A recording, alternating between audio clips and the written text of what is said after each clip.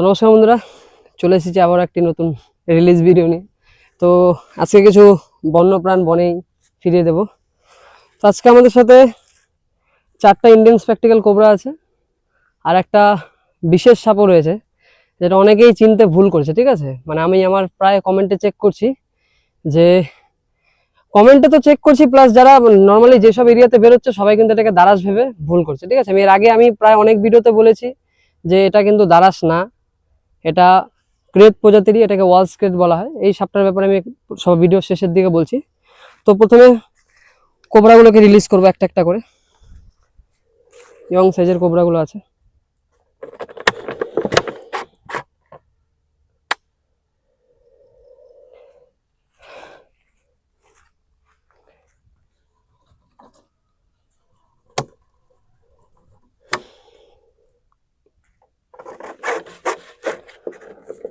যে পরিমাণে গরম পড়ছে, যে পরিমাণে বৃষ্টি পড়ছে, ঠিক আছে, ওয়েদারের কিন্তু কোনো ঠিক ঠিকানা নেই। কোনো সময় প্রচন্ড গরম, কোনো সময় প্রচন্ড বৃষ্টি। সেই কারণে কিন্তু সাপরা এক জায়গায় থাকছে না। খাবারের সন্ধানে হোক বা তাদের বাসস্থানের সন্ধানে হোক, মানুষের বাড়ির আশেপাশে কিন্তু আসছে। এটা একটা সেম সাইজেরই সাপ রয়েছে, এটা ইন্ডিয়ান স্পেকটিক্যাল কোবরা। ওকে আমরা রিলিজ করে দেব।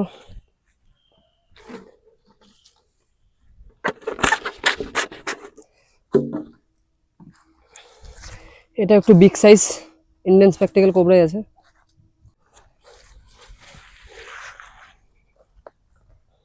একটু সামনে থেকে দেখাতে বলবো সাপটি।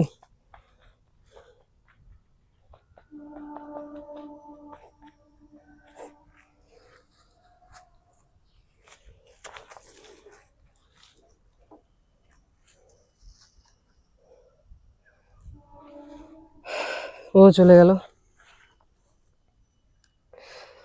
আর সাউন্ডটা শুনতে পাচ্ছ?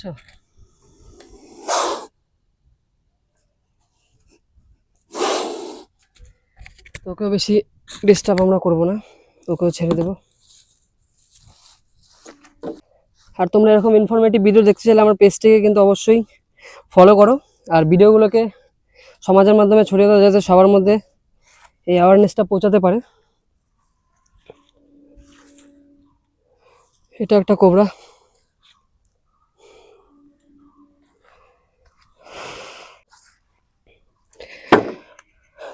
এটা একটা ওয়ালস ক্রেট, মানে একে গ্রাম বাংলায় বা বাংলাদেশ সাইডে মাছুয়া আলাদ বলে অনেক কেউ জানে। ঠিক আছে, এটা আমাদের এখানে ওয়ালস ক্রেট। অনেকে এই সাপটাকে ভাবছে যেটা কালাচ।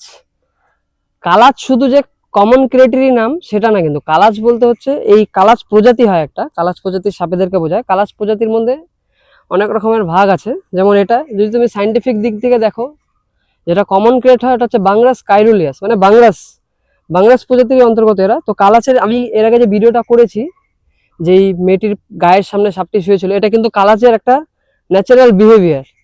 কালাচ প্রজাতি শুধু কমন ক্রেটকে যে সাইলেন্ট কিলার বলা হয় বা তার বিহেভিয়ার শুধু যে ওই রকম সেটা না, কিন্তু এই কালাচ প্রজাতির সব সাপেদেরই বিহেভিয়ারটা ঠিক এমনই।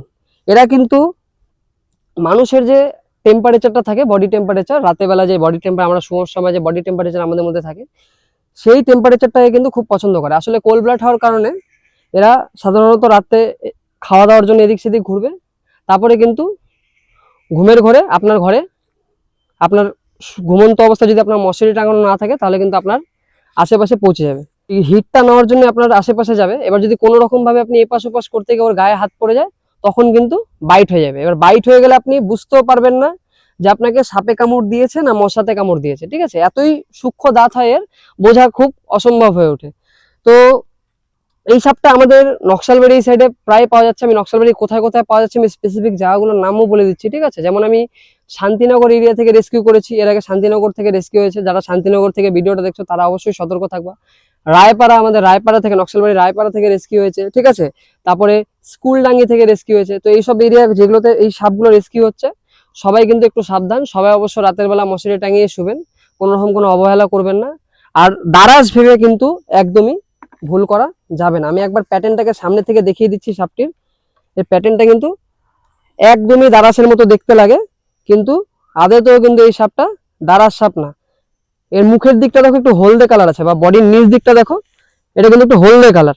দারাসের কিন্তু এরকম হয় না, ঠিক আছে। আর এর প্যাটার্নটা দেখবা ঘাড়ের সামনে থেকে, ঠিক ঘাড়ের সামনে থেকে কোনো রকম কোনো দাগ থাকবে না, তারই পাশ থেকে কিন্তু দাগ শুরু হবে, স্ট্রাইপ গুলো শুরু হবে, ঠিক দেখো বোঝাও যাচ্ছে না ওর। আর এই সাপ কিন্তু 7 থেকে 8 ফিট পর্যন্ত লম্বা হয়, ঠিক আছে। আর এটা কালাচ প্রজাতির মধ্যে সব থেকে বড় এবং কালাচের থেকেও তীব্র বিষধর হয়ে থাকে, ঠিক আছে।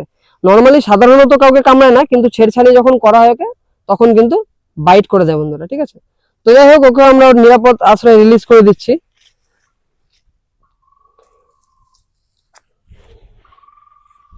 এই কিন্তু দিনের বেলা সেরকম অ্যাক্টিভ না, নকটার্নাল হওয়ার কারণে রাতেই সে অ্যাক্টিভ থাকে। তো যাই হোক, আমার ভিডিও দেখে কিন্তু তোমরা কেউ কখনো সাপ নিয়ে কোনো রকম কোনো খেলা বা কোনো রকম কিছু ট্রাই বা স্টান করতে যাবে না, তাহলে কিন্তু বিপদ হয়ে যাবে, ঠিক আছে। তো আজকের এই ইনফরমেটিভ ভিডিও যদি তোমাদের ভালো লাগে, তো তোমরা এই ভিডিওটা সমাজের মাধ্যমে একটু শেয়ার করে দাও, আর আমার পেজটিকে ফলো করে রাখো এরকম ইনফরমেটিভ ভিডিও দেখার জন্য। তো যাই হোক, আজকের ভিডিও এতটুকুই থাকলো, দেখা হচ্ছে পরের নেক্সট কোনো ভিডিওতে। সুস্থ থাকবেন, ভালো থাকবেন।